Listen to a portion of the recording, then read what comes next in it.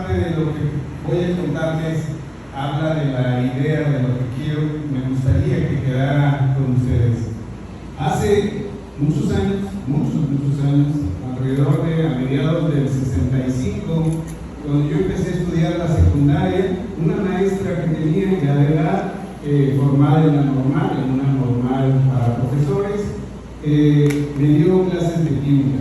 Y lo primero que me enseñó, una de las primeras cosas, por lo menos que me acuerdo, es un átomo, el modelo de un átomo. Nos puso una bolita muy bonita, con su colita como un cometa, y dijo: este es el átomo, una partícula que está permanentemente en movimiento, y luego nos dejó de tarea hacer un átomo, y ahí vamos a hacer el átomo.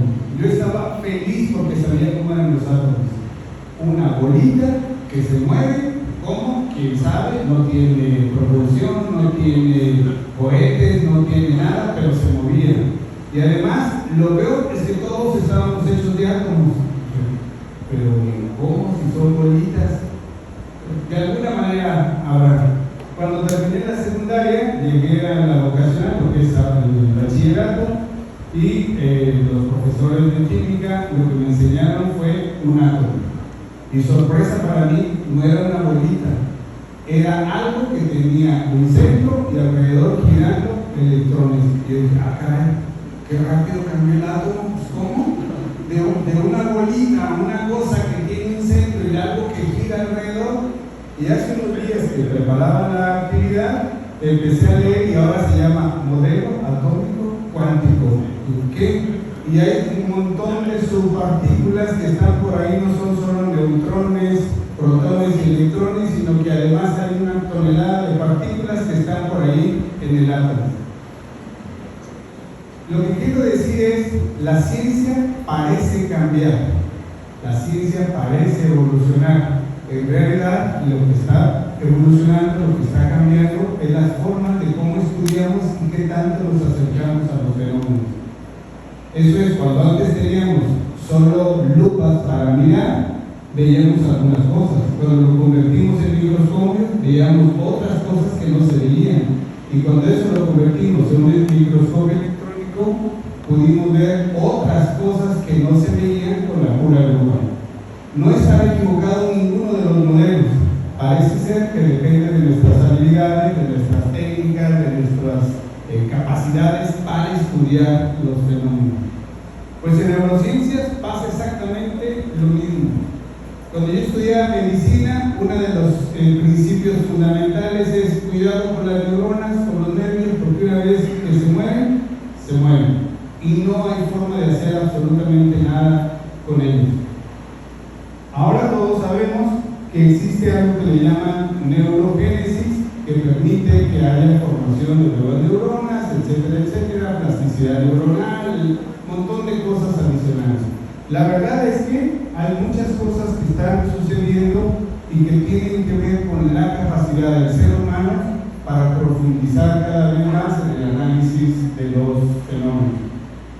Y bueno, solo para dejar claro, ustedes lo saben mucho mejor que yo, seguramente son más expertos en neurociencias que muchos de nosotros. La neurociencia hace referencia al estudio científico del sistema nervioso. No hay una neurociencia, son muchas neurociencias, son muchas ciencias implicadas en el estudio del sistema nervioso. Hay tecnología, ingeniería, hay cuestiones electrónicas, matemáticas, física, química, bioquímica, una gran cantidad de gente involucrada en el estudio del cerebro, del sistema nervioso. Y se puede estudiar desde muchas ópticas. Se puede estudiar lo que pasa, por ejemplo, en un axón, en términos del botón sináptico, pero no tanto el botón sináptico, sino las moléculas que están ahí, cómo se liberan cuando llega un estímulo, cómo son los receptores, qué le pasa a la sustancia química y cómo se recupera, si es que se recupera. Es a nivel molecular, sustancias químicas, compuestos específicos con cierto tipo de elementos, etcétera. Ese es el molecular, el análisis molecular de los procesos. Pero también podemos estudiar o intentar estudiar, que ha sido lo más complicado hasta ahora, el sistema nervioso complejo. ¿Cómo funciona? ¿Cómo funcionamos? Hoy los neurocientíficos dicen que ese es el gran misterio todavía que se tiene que resolver en los próximos años. Sabemos cómo funcionan algunas neuronas interconectadas, pero cómo esas neuronas convierten algo que vimos en una imagen cerebral y en un recuerdo y en algo que nos gusta o nos disgusta, y de ahí construimos canciones, poemas, lloramos, etc. ¿Cómo hace todo ese circuito? Nadie sabe. Nadie sabe. Lo que sí sabe es que las neuronas se activan, hay unos botones sinápticos que liberan sustancias químicas y eso se convierte en una activación en red. Esos son precisamente los niveles de la neurociencia. La UNAM presenta en uno de sus documentos de apoyo al aprendizaje y dice que las neurociencias van desde el análisis de lo molecular, es decir, la primera parte, la sinapsis, los neurotransmisores, los genes, etcétera, etcétera, hasta los procesos cognitivos, mecanismos neurales de la actividad mental, que incluso se basan en modelos computacionales. Ahora, con la inteligencia artificial, es probable que esto empiece a cambiar sustancialmente. Porque recuerden que algo que se ha probado, se ha visto, es que las computadoras funcionan de una manera muy específica, pero el cerebro las supera con muchísimas cualidades. Y esta forma de superarlo hace obviamente que los modelos computacionales sean la parte básica de cómo funcionan las neuronas, pero no la parte compleja. Eso estaría por estudiarse todavía.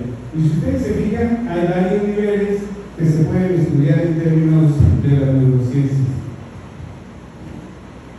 Lo que nos gusta de esto, o lo que gusta de esto, es que precisamente lo que intentan es explicar quién es el ser humano, cómo es y por qué somos así. Hace unos días, viendo algunas actividades, alguien preguntaba por qué somos así. ¿Quién sabe? El cerebro del mono es muy parecido, pareciera ser, según los neurocientíficos, parecido al del ser humano, estructuras similares, neuronas similares, axones similares, neurotransmisores similares. Pero el ser humano, el mono, puede aprender a hablar, puede aprender algunas operaciones matemáticas, pero una vez que llega a cierto nivel, hasta ahí ya no pasa. Y el ser humano puede continuar evolucionando, puede continuar aprendiendo, conociendo, creando, etcétera, etcétera. ¿Cuál es ese brinco? Todavía no hay una respuesta de cómo es que hacemos ese brinco de pasar a un animal a un ser humano. Esa parte está muy compleja todavía. Y bueno, ya que las neurociencias han avanzado tanto, revisan tanto, estudian tanto, precisamente la pregunta es, ¿y servirá para algo por eso que hacen los neurocientíficos? Sí, seguramente. Recuerden que la ciencia en su conjunto tiene la idea de explicar fenómenos. Esas potenciales explicaciones pueden ser utilizadas para ajustar técnicas, métodos en otras áreas y de ahí desarrollar nuevos procedimientos, nuevas estrategias. La educación en este caso se dice que primero es un derecho humano, es un bien público y puede transformar la vida de las personas, las comunidades y los planetas o el planeta. La verdad es que cuando uno habla de educación, habla prácticamente de todo lo que nos pasa en la vida. Desde que nacemos, en nuestra casa, con nuestros amigos, con la sociedad, con las escuelas, después con nuestros compañeros de trabajo y finalmente en el momento de morir hasta con los seres cercanos, porque ese día estamos todavía aprendiendo las últimas cosas seguramente en ese momento. La educación es entonces esta posibilidad que tenemos los seres humanos de que en social, en contexto social, en interacción con otras personas, aprendamos a hacer cosas un poco diferentes. Esa es en general la educación. No importa de qué tipo de educación se trate, ya saben que la educación puede ser formal, informal, puede ser familiar, puede ser escolarizada, no escolarizada, virtual, etcétera, etcétera. Lo importante de la educación es que es un derecho de todos los seres humanos, tenemos derecho a ser educados, es un proceso social, no hay manera de educarnos sin que sea con la interacción de los otros, aunque el otro sea imaginario, pero es interacción con otros. Es un sistema de socialización, al final de cuentas lo que aprendemos es cómo la gente ha llegado a ser lo que es, y eso es lo que aprendemos nosotros, incorporamos eso y nos convertimos casi en lo que no nos gusta. Para los que son muy jóvenes y no les gustan mucho en este momento sus papás y sus ejemplos, para colmo de males, dentro de unos cuantos años se van a aparecer sus papás y sus mamás con todos sus ejemplos. Porque en realidad estamos siendo educados para que ser, digamos, algo básico en términos humanos, nos convirtamos en una persona que se va a parecer sí y solo sí a sus papás, a sus amigos y a sus profesores, etcétera, etcétera. Cuando doy clases, van a dar clases como mi profesora que estaba en la secundaria, que me enseñó que el átomo era una bolita, seguramente, porque estamos aprendiendo de eso. Y lo que aprendemos finalmente se queda guardado, y lo que se queda guardado se recupera, y lo que se recupera se expresa. Entonces, ¿quiénes somos? Finalmente somos en la acumulación de las historias de nuestras familias, de nuestras escuelas, de nuestros amigos, etc. Si no nos gusta mucho, no se preocupen, llegará el momento en que les va a gustar porque vamos a ser muy parecidos, así que no hay mucho problema. Es un proceso de instrucción continuo, es un aprender de uno y de otro. ¿Hay maestros? Claro. ¿Hay alumnos? Sí. ¿Cuándo? Siempre. ¿El maestro siempre será más grande? No necesariamente. El maestro puede ser alguien de nuestra edad, solo que nos estará mostrando algo que nosotros no sabemos hacer o que lo hacemos de una manera diferente. Y si lo aprendemos, desarrollamos esa habilidad. Finalmente, la educación tiene muchos canales. Ahora con el celular es un extraordinario educador. Una de las cosas que nos enseña es que no se necesita prestar atención casi a nada. Sacamos el celular y empezamos a ver, y llegan 50,000 mensajes, 30 YouTube, y luego llegan los videos, y luego llegan no sé cuál, y el Facebook, y el WhatsApp, y el y el otro, y busquen uno en pique. Lo que nos enseñan ahorita las tecnologías es, no prestes atención, al fin y al cabo no importa. Lo que es pasa. El problema es que nuestro cerebro sí le presta atención, y sí está pasando cosas, y sí está haciendo un registro, aunque nosotros digamos que no estamos atendiendo eso, estamos pendientes de que pase otra cosa en realidad. Eso no es tan cierto. Pero la tecnología, los amigos, el trabajo, etcétera, etcétera, nos educan. Y eso es muy importante porque como proceso educativo sucede en todos lados, pero además todas las veces involucra sistema nervioso. Todo lo que los neurocientíficos estudien, en mayor o menor medida, en mayor o más tarde, más temprano, estará reflejado de alguna manera en la educación. Y como ya se me acabó el tiempo, ya. El problema es que no sucede, o que sucede que las neurociencias trabajan en un nivel muy específico. Habíamos visto nivel molecular, nivel celular, nivel de sistema, nivel conductual, nivel cognitivo. Pero la educación no trabaja a ese nivel.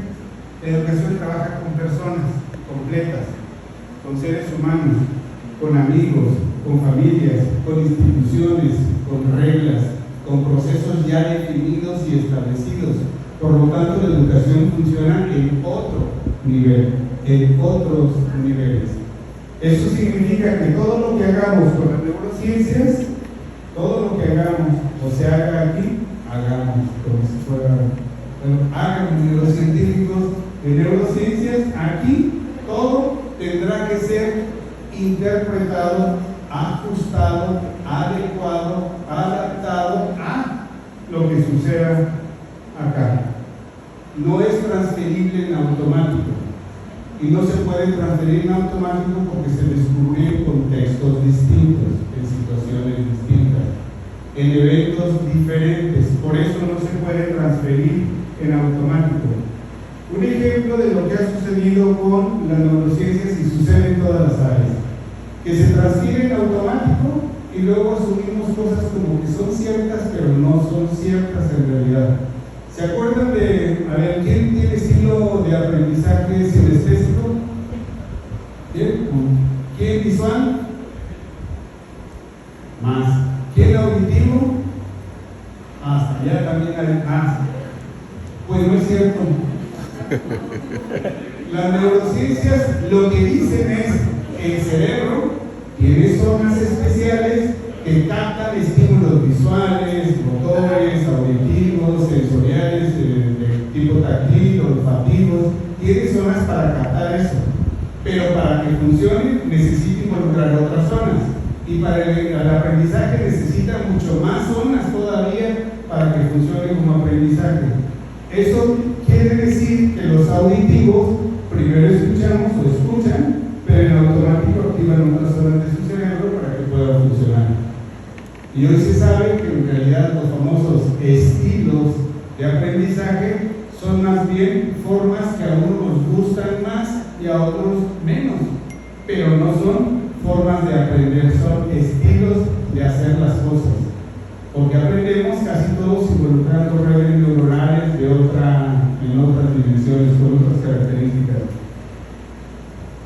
Pero a alguien se le ocurrió, de hecho tiene negocios millonarios con estilos de aprendizaje, con ejercicios, con videos, con conferencias para estilos de aprendizaje, hay escuelas que en algún momento hasta separan los niños. A ver, tú eres auditivo, te vas para acá, tú eres visual, te vas para acá. Y uno dice, mira qué bien, es que están atendiendo las necesidades de los niños y de las niñas. No, en realidad los están separando cuando podrían todos aprovechar todos los canales. Hoy se sabe que es preferible aprender o enseñar usando todos los canales, o la mayor cantidad de canales posibles, para que los estímulos sean mucho más ricos. Pero eso es una de las cosas que hace la neurociencia. Descubre unas cosas y alguien como yo, que no sabe mucho de eso, dice, lo junto, lo adapto y lo pongo, y resulta que no funciona de esa manera. Solo en términos de educación no es obligatorio, no es lo único que se estudia, no nada de eso, solo con fines de ejemplificar. Miren nada más muchos de los temas que estudian las neurociencias, y vean cuál es su relación con educación. Atención, aprendizaje, lenguaje, inteligencia, memoria, cognición social, emociones, en otro color, y funciones ejecutivas. Hace muchos años que ni siquiera pensábamos en funciones ejecutivas. Yo recuerdo cuando llegué a psicología era pensamiento, lenguaje, memoria, aprendizaje, atención, y se acabó. Y ahora hay un montón de funciones ejecutivas y esas cuando salieron, a mí no me dejaron ninguna de esas. No me dejaron las funciones ejecutivas. En algún lugar, en algún momento salieron. Antes no se habían estudiado porque se supone que son combinaciones de las otras o parte de las otras. Pero estas funciones ejecutivas, imagínense, cuando quiero aprender algo, son fundamentales. Algo que hemos sabido de la atención, de hecho, muchas escuelas ya no, en mi época puede ser que sí. Quiero decir que las escuelas ya no funcionan así, pero en realidad no es cierto. Una de las actividades más intensas de los profesores, sobre todo de primaria, es hacer que con los niños. ¿Ah? Que pongan atención, mantenerlos quietos, todo el día están los niños. El que vaya a hablar, por favor levante la mano, no se muevan, no miren, no respiren, no se agachen, no se levanten, no esto, no lo otro. Y el niño con eso, una de las cosas que aprendemos es que hacer eso, quedarnos quietos, inmóviles, no pensar, no preguntar, no mirar, no nada, es disciplina. Y eso es atender. ¿Han visto cómo de pronto en su familia, no en su familia, no, en la familia de otros, en los conocidos, otros conocidos, está uno platicando muy a gusto y la otra persona, pues mira, ¿cómo me entiendes? No, sí, no. ¿Está atendiendo? No. Aprendió en la primaria que para que la maestra o el maestro no dijera nada, lo único que había que hacer era decir sí. Y los pobres tienen un resortito aquí, que todo el tiempo están diciendo sí, ajá. Y así está aprendiendo, está prestando atención y el disciplinado. La verdad es que ahora se revisa atención, eso no es atención. La atención es un proceso bastante complicado, requiere una buena cantidad de energía y hay que dirigirla. No es automática. Todavía en la escuela, de repente nosotros, yo hace unos días regresé a hace unas semanas, meses, y lo único que les pido a los alumnos es, por favor, atención, como si fuera mágica la palabra y todo el mundo en automático, y ya, atención. ¿Qué pasó, maestro? Si la neurociencia dice que la atención requiere de todo un proceso que ocupe energía, etcétera, etcétera, ¿cómo que así nomás va a prestar atención? La verdad es que eso resulta bastante complicado, pero es algo que la neurociencia le puede ayudar a la educación. Si aprendemos, no creo que vamos a ver todo, ni siquiera. Si aprendemos algo que tiene que ver con la atención, sabríamos que la atención, hay una atención que es pasiva, que es una atención dirigida a la alerta y a la orientación. Si nosotros estamos listos para que en el momento en que nos pique un monstruo, los impactos reaccionemos. Ojalá fuéramos pues una cucaracha se nos suba, etcétera, etcétera. Eso es automático, es de alerta, es de orientación. Nosotros estamos listos para que al ir caminando y encontrar un escaloncito, nuestro cuerpo inmediatamente ajusta a la altura del escaloncito y nos sigamos caminando sin problemas.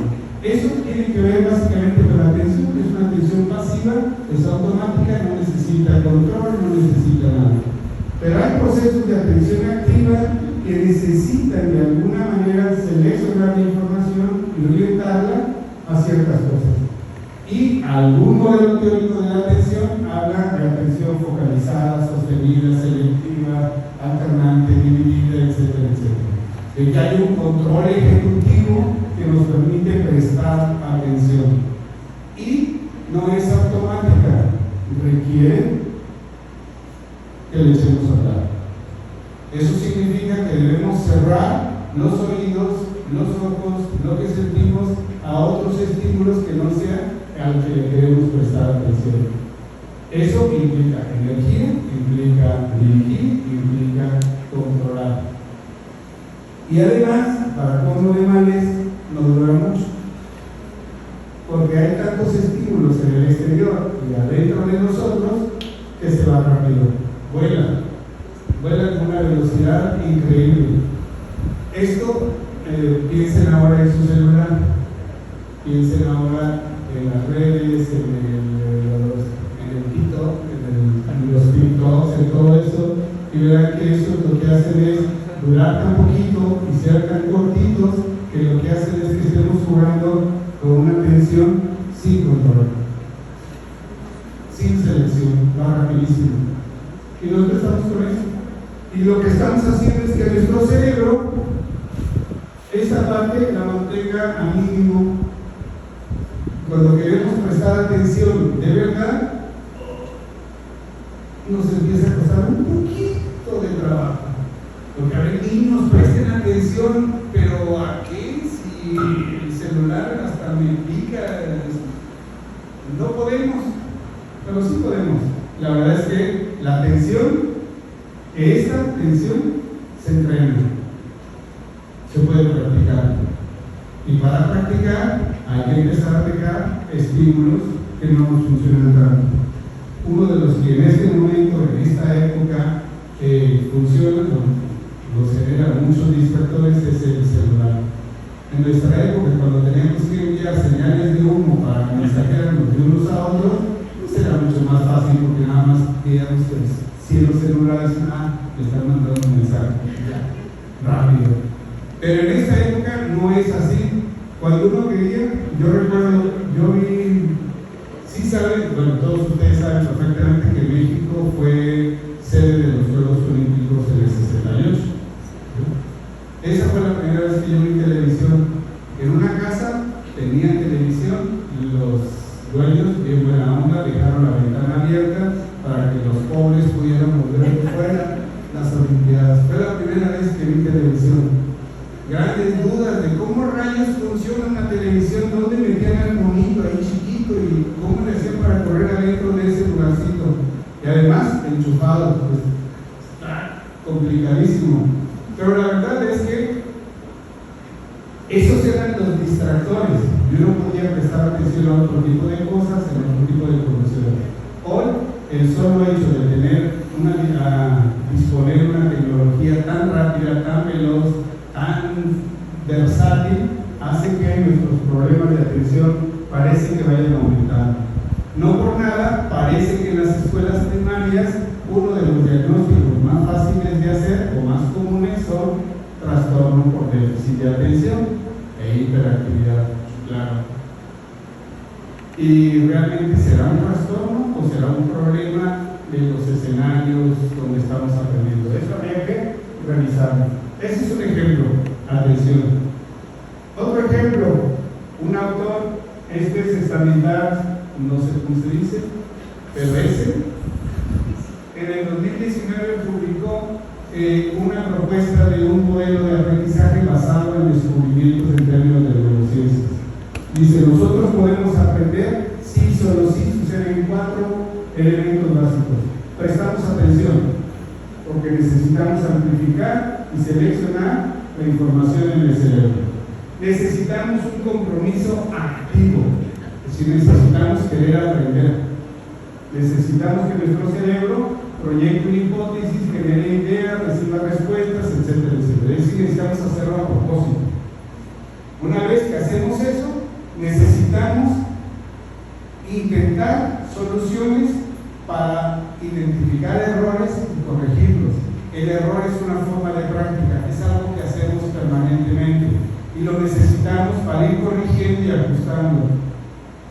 Un ejemplo de esto es quien tenga hermanitos chiquitos o se acuerde de sus sobrinos, etcétera, etcétera. Vean cómo empezó a caminar y van a ver que una vez que empieza a caminar al principio tambalea permanentemente y hace el intento de irse acomodando de algún modo porque está viendo de qué manera se puede mantener quieto. Eso es generar errores, incluso se para, intenta un pie, intenta otro, generar errores para que su cuerpo aprenda a ajustar y al final logra quedarse parado y caminar sin problemas. Esa es una manera de ajustar errores, de ajustar nuestro cuerpo para corregir esos errores que de alguna manera nos permiten aprender mejor.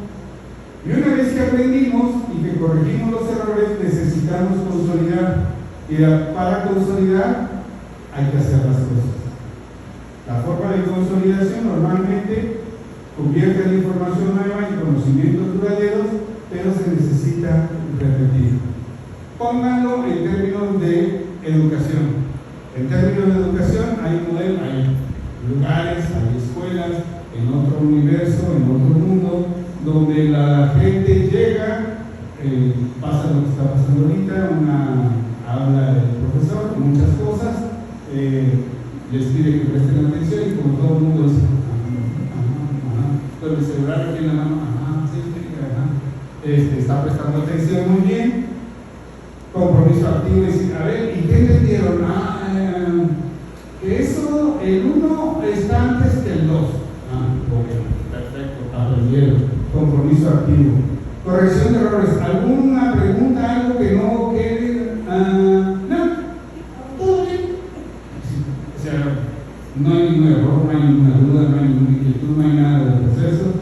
Y luego nosotros les hacemos un examen, agarramos los exámenes, les ponemos palomitas y taches, les damos la calificación, 8 de calificación, 7, 9, 10, 5 de calificación y ya. Afortunados los que tienen 10, los que no, reprobaron, ni modo. ¿Y en qué me equivoqué? El examen.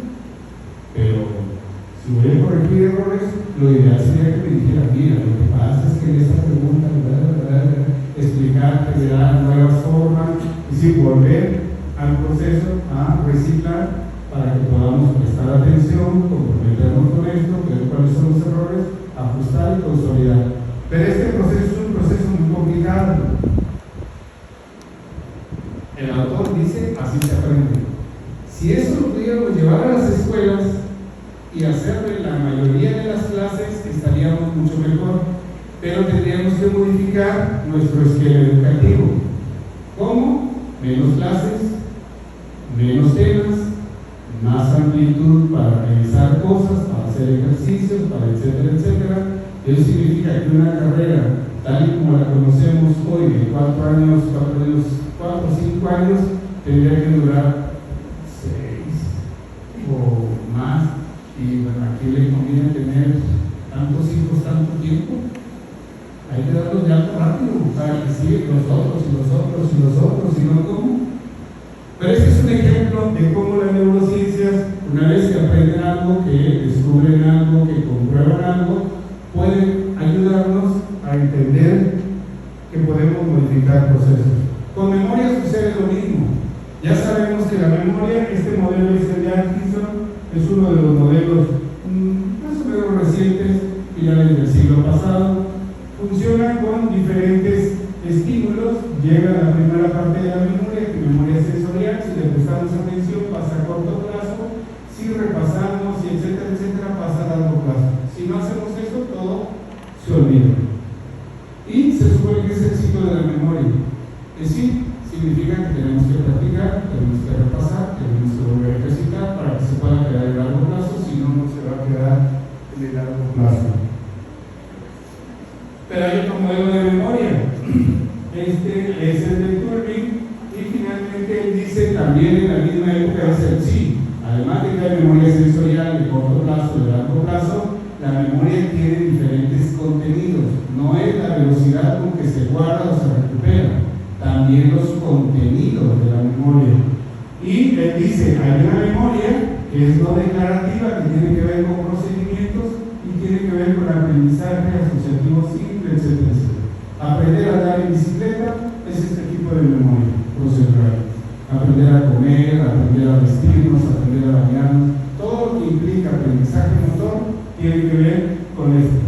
¿Es consciente? No necesariamente, no se ocupa. A lo mejor al principio debo prestar más atención, pero después ya se automatiza.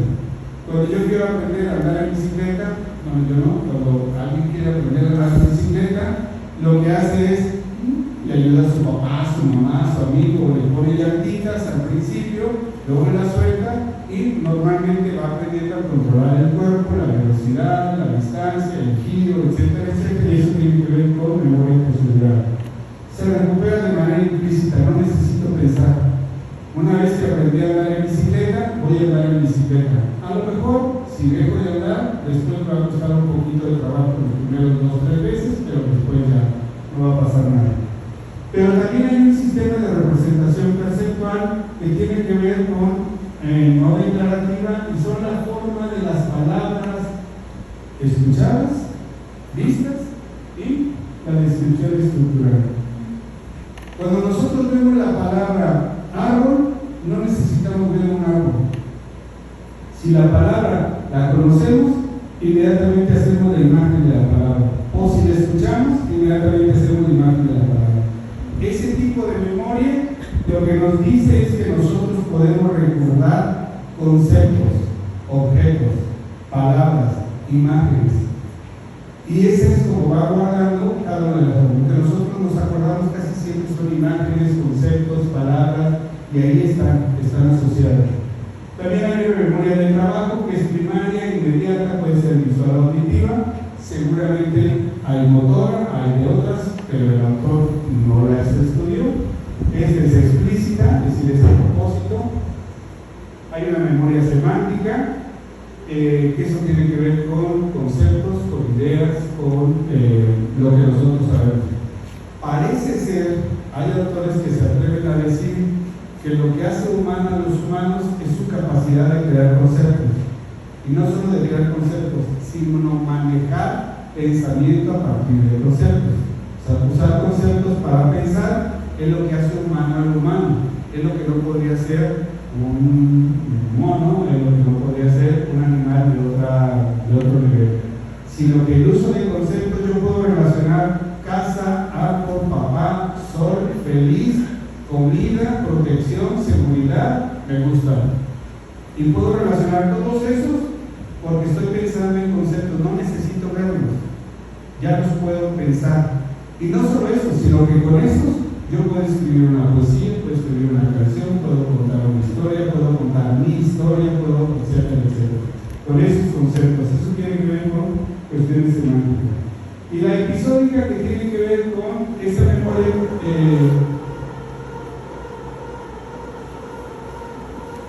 ya se me acabó la pila. La memoria episódica, que tiene que ver.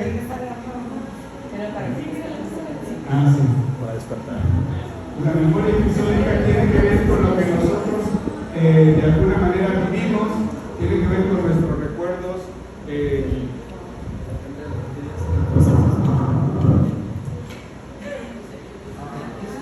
Dice la pila, ¿quién dijera? Yo pensaría que era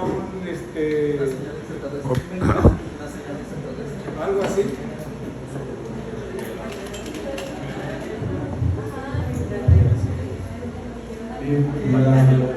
Creo que sí era eso. La episódica es lo que nosotros recordamos cuando hacemos algo. Es que ayer comí una carne asada con mi esposa, o encontré un amigo en tal lugar, o conocí tal. Esos son la memoria episódica. Este señor Turing dice: no solo es un asunto de cuánto tarda la memoria para guardarse o para recuperar, es un asunto de qué contiene la memoria. Y entonces puede contener muchas cosas diferentes. El asunto es que, por ejemplo, cuando nosotros utilizamos una memoria, por ejemplo la semántica, para estudiar, en mi época, ustedes no, en mi época lo que hacía era agarrábamos el libro con los apuntes, los que no teníamos para comprar libros, teníamos apuntes, agarrábamos los apuntes. La memoria semántica es la memoria semántica. Después de 50,000 veces de repetir la memoria semántica en una vez, pensábamos que con eso era suficiente, llegábamos al examen, empezábamos a contestar. La memoria semántica es porque la memoria semántica no se guarda por repetición. La memoria semántica tiene que unirse a algún concepto, volverse significativa, acomodarse en el lugar adecuado, recuperarse correctamente, etcétera, etcétera. Entonces no funciona.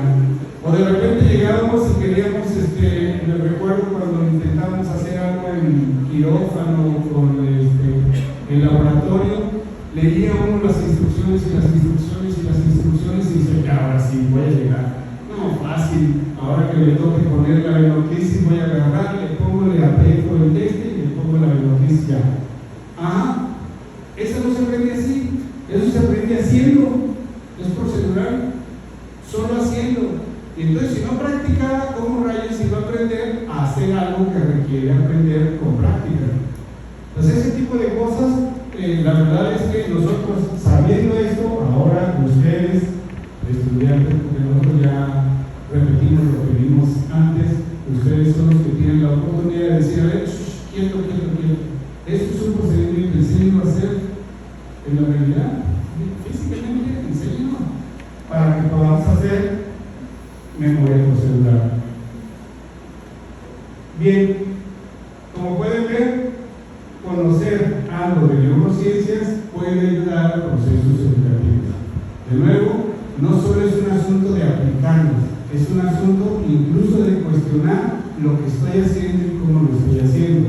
Ese es el gran problema de pasar las neurociencias a la educación, porque no es una receta automática, es algo que tengo que generar y desplazar algo que ya hacía. Si ustedes se fijan, regularmente cuando queremos hacer algo y nos agarra de improviso, lo primero que hacemos es hacerlo como alguien, o como habíamos visto, o como aprendimos hace 1, 2, 3, 5, 10 años, a hacerlo, aunque no nos haya funcionado. Eso es lo que aprendemos. Clásico. Vamos en el auto, sentimos que la llanta está baja, y ¿cómo le hacemos para probarla? ¿Cómo le hacemos? Agarramos, le damos una patada y decimos: sí, está baja. ¿Con cuántas libras? ¿Qué le pasó? Es que aprendimos que normalmente uno se baja, le pega la llanta, y si le pega, si se mueve o se hace, ya sabemos que se ponchó.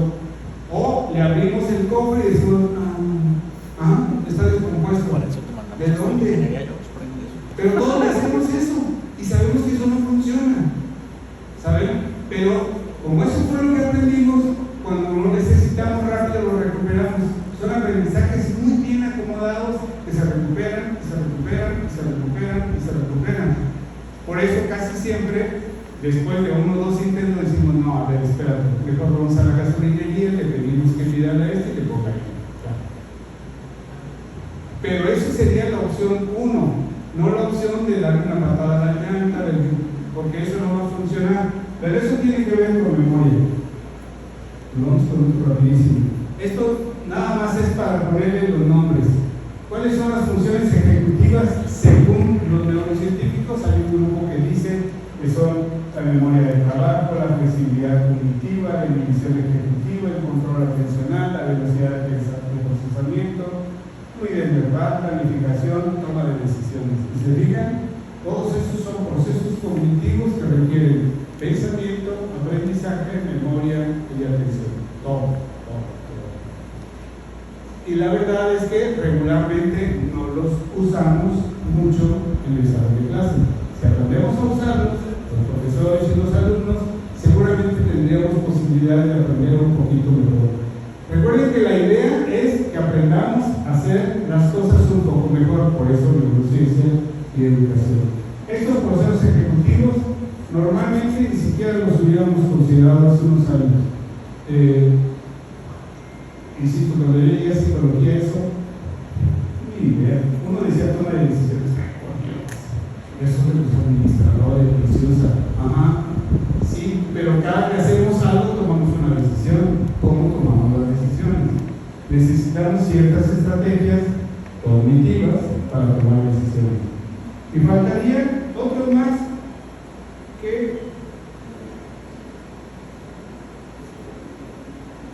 ese no lo puse porque ese ustedes se lo saben mejor que nadie. La educación.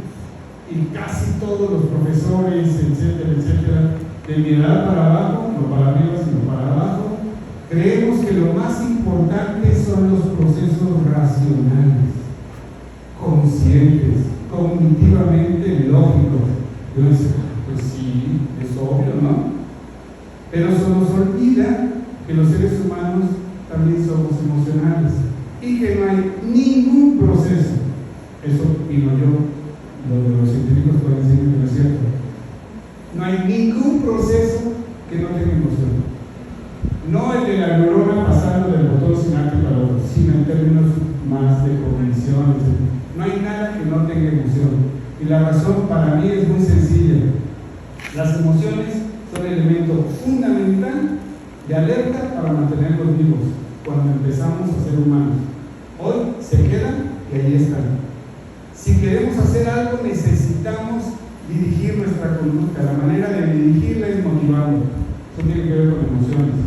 Y la manera de motivar es porque nos agrada o nos desagrada tal cosa, y eso tiene que ver con emociones. Y si queremos mantener eso, eso tiene que ver con emociones. Y si queremos aprender y quitarle atención a otras cosas y concentrarnos, eso tiene que ver con emociones, aunque todos sean procesos cognitivos. Eso ustedes lo saben perfectamente, todo el mundo ahora sí lo reconoce, antes no. Antes se decía que las emociones hay que quitarlas, hay que bloquearlas, hay que bajarlas, hay que evitarlas, porque no se necesitan para aprender, para conocer, para pensar, para etcétera. Hoy se sabe que si no tienen eso, no tienen energía en ninguno de los otros procesos. Yo a eso les he llamado últimamente procesos energizadores o procesos activadores de la conducta, porque lo que hacen es generar para las otras ocasiones. Por eso esa no la puse, porque ustedes se la saben mejor que yo. Y si no, díganle a sus sueños, díganle a sus ideas más locas y verán que todas están ligadas a emociones. Todas. Ay, porque es que no me saludó. Y cuál es el problema que no me saludó. No, es que me dio coraje. Ah, emoción. Y obvio. Ay, es que no lo vi, me dio esto mal. ¿Y cuál es el problema? Ah, emoción. Todos son emociones, todo. Y el problema es que los celulares no nos ayudan a manejarlas. Ups. Algún día las podemos manejar. Y de ahí viene de las neurociencias vienen todos estos elementos de los neuromitos. Eso ya lo vieron ustedes, seguramente hasta les dieron una clase especial de neuromitos o en la escuela o en algún lugar lo leyeron. Los neuromitos son interpretaciones, ideas preconcebidas y falsas creencias relacionadas con el ámbito de la neurociencia. Lo que les decía del estilo de aprendizaje. Las neurociencias dicen que hay zonas receptoras para ciertos estímulos, sí, claro. Si yo lo interpreto con que cada quien usa el suyo, entonces me voy a estilos de aprendizaje. Hay otra que es muy común, ahorita vamos a ver algunas de las comunes, provienen generalmente de cultura popular, publicaciones o interpretaciones inexactas, etcétera, etcétera. Ya para terminar, solo les pongo la lista de los neuromitos más comunes. Solo utilizamos el 10% de nuestro cerebro. Sí, claro. Y hubo un neurocientífico que dijo eso. Sí, claro. Cuando estaba estudiando el cerebro, lo que veía es que llegaba un estímulo y en ese momento parecía que se activaba cierta zona del cerebro y decía, ya ven, como nada más se activa una parte de nuestro cerebro. Lo que nunca dijo y que los demás supusimos es que esa era la única zona que se activaba, eso nunca lo dijo. ¿Qué sucedía después de activarse esa zona? Que se activaban otras. Y se activaban otras, y se activaban otras. Entonces no es cierto que solo usemos el 10% del cerebro, lo usamos todo. A veces más una parte que otra en algún momento, pero eso tiene que ver con cómo las redes funcionan, no porque se active solo el 10% del cerebro. Recuerden que el cerebro es un órgano que es uno de los que más, o el que más consume energía en el cuerpo. Para algo es. De hecho, no hay nadie, absolutamente nadie de nosotros que pueda decir que está en algún momento de su vida sin pensar. Y si está, cuidado, que ya se murió. Siempre estamos con algo en el cerebro, con una idea, con una imagen, con un recuerdo, con un sueño, con una ilusión, con una emoción, con una... siempre estamos con algo ahí, siempre. Nos dormimos y empezamos inmediatamente, de inmediato. Siempre estamos con algo y el cerebro está todo el tiempo funcionando. Entonces, no es cierto que solo ocupemos el 10%. El hemisferio izquierdo y el derecho, uno es lógico, el izquierdo, el otro es creativo, el derecho, y funcionan de manera aislada. ¿Alguien vio eso? Sí, cuando hizo algunos experimentos veía que hay funciones que concentran un poco más en un lado que en otro lado. ¿Pero funcionan aislados? No, nunca. A menos de que no los operen y no los quiten, entonces sí. Pero en otras condiciones, la verdad es que eso no sucede. El hemisferio derecho y el hemisferio izquierdo funcionan prácticamente siempre juntos, con procesos que sí pueden ser diferentes. Pero esa es la verdad, bueno, ese es el descubrimiento neurocientífico. Se procesan imágenes, cosas que podrían ser diferentes, pero siempre como uno solo, como un único cerebro. No hay estudiantes, ni alumnos, ni hijos, ni padres, ni madres que trabajen con el derecho y otros que trabajen con el izquierdo. También hubo lugares en donde separaban a los niños que pensaban lógicamente de un lado, los que pensaban creativamente del otro, o en otro grupo para que aprendieran cada quien con su estilo. Eso no funciona, la verdad es que eso no hay. Los primeros 5 años de vida son los únicos determinantes, después se pierde la capacidad de aprender. Hoy se sabe, cierto, que hay periodos críticos, todos sabemos que las neuronas se desarrollan, las conexiones, etcétera, etcétera, se desarrollan rápidamente en los primeros años y después se van haciendo mucho más lentas, pero se mantienen todo el tiempo funcionando y pueden hacer nuevas conexiones hasta el final de nuestra vida. Eso significa que no es cierto que solo haya 5 años para aprender cosas. En algunos lugares lo que hicieron las mamás cuando se enteraron de esto fue, si esta es la época donde más se aprende, enseñémoslo. Y entonces que vaya a danza, que vaya a ballet, que vaya a fútbol, que aprenda inglés, que aprenda francés, que aprenda el violín, que aprenda no sé cuál, que haga no sé cuándo, que haga... Y el niño todo el día corre, entra y sale de clases y de actividades, porque aprenderá mucho. La verdad es que es muy probable que el niño se haya confundido con tantas cosas que después diga, pero ya no, aunque sea volar, y decida que es lo que más le gusta. Es verdad verdad que los primeros años se aprenden unas cosas más fácil que otras, sí. Pero cuando son adolescentes se aprenden otras más fácil que otras. Y cuando uno es adulto se aprenden otras más fácil que otras. Porque eso tiene que ver, obviamente, con plasticidad cerebral, con neurogénesis, etc. Estilos de aprendizaje, ya lo vimos, ¿no? Programación neurolingüística, eso también es una empresa multimillonaria. Hay libros, hay cassettes, hay todo. Uno puede poner su cassette de programación neurolingüística en la noche, se queda dormido y uno dice, voy a amanecer más inteligente. Sí, claro. Ajá. Bueno, hoy no, pero mañana sí. Más inteligente. 20 años después de practicar neurolingüística, ninguno resultó ser más inteligente. Nadie.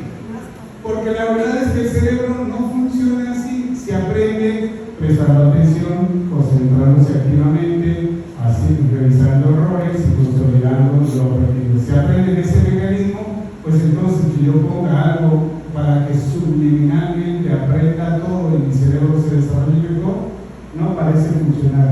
Pues parece que la programación neurolingüística, la verdad es que no es tan cierta tampoco, aunque tiene principios neurocientíficos. Si el ser humano, el cerebro, puede escuchar cierto tipo de señales de carácter subliminal, sí, pero eso lo hace mejor. No, solo es una habilidad que tiene. Las personas solo recuerdan el 10% de lo que ven. ¿Se acuerdan que hay una pirámide de aprendizaje que dice la lectura 10%, la quién sabe qué, tanto por ciento, la quién sabe qué, tanto por ciento? Y entonces uno dice, no, entonces no hay que leer. Porque si voy a aprender poquito, ¿para qué leo? Mejor algo que voy a aprender mucho.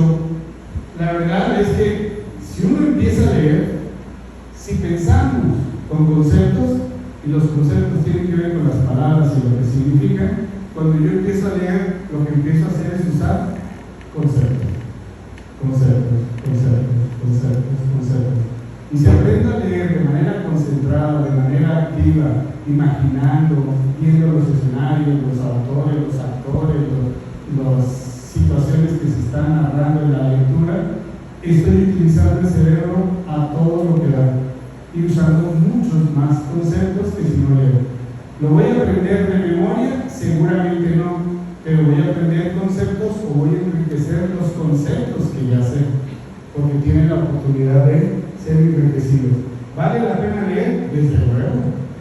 Desde luego que vale la pena leer, pero hay que leer de manera consciente, activa, dedicada, etcétera, etcétera. Y otra que es común en las escuelas, el ejercicio físico, las artes o el juego son elementos secundarios a la educación y tienen mínima incidencia en el aprendizaje. Por eso nuestras mamás, en mi época, llegando de la escuela, lo primero que hacía era ponte a hacer la tarea. O sea, vengo llegando, ponte a hacer la tarea. No te levantas hasta que acabe la tarea. Ahí estuve haciendo la tarea. Llenar 50 caras de bolitas y de palitos. No hice la tarea, mamá, no. Nada más hiciste 5 caras y las otras no las rellenaste. 50 caras de palitos y bolitas, palitos y bolitas, palitos y bolitas. Y ya, toda la tarde, sin hacer nada más que palitos y bolitas, palitos y bolitas. Hoy se sabe que el ejercicio, el arte, la música, el juego son activadores del aprendizaje, de la memoria, de la percepción, de las emociones, de la atención. Son activadores y funcionan como aprendemos reglas sociales, aprendemos a interactuar con los demás, aprendemos nuestro tiempo, un montón de cosas que aprendemos. ¿Aprendemos con eso? Claro. ¿Los niños deberían hacer eso? Todos los días, siempre. Siempre eso y únicamente eso, no, porque recuerden que la otra cosa también es importante, pero sí deberían estar haciendo eso. Y los currículos, los planes de estudio, en todos los espacios educativos deberían considerar espacio para eso. Los que sean de psicología, por eso dan gusto ver en psicología que están afuera con su tianguis, vendiendo cosas, jugando ping-pong, echando chisme, interactuando socialmente y dándose retroalimentación social. ¿Funciona muy bien? Pues claro que funciona muy bien. Y eso, entre clase y clase, regresa uno a la clase así como que ahora sí, vénganos a dar clase, no importa. Ya venimos frescos y preparados para escuchar otra hora de repeticiones. La verdad es que eso funciona bastante bien. Estos son uno de los neuronitos más comunes en la educación. Todavía se usan en las escuelas. Todavía creemos que eso es correcto. Muchos de nosotros creemos que eso es correcto. Yo me apunto. Yo hace unos días estaba viendo programación neurolingüística y dije, ¿quién quita? Chance a los 80 años puede ser un poco más inteligente. Y me iba a comprar mi cassette y ándale que descubres que tengo ahí que se queda. Bueno, jóvenes, pues muchísimas gracias. Gracias por la invitación.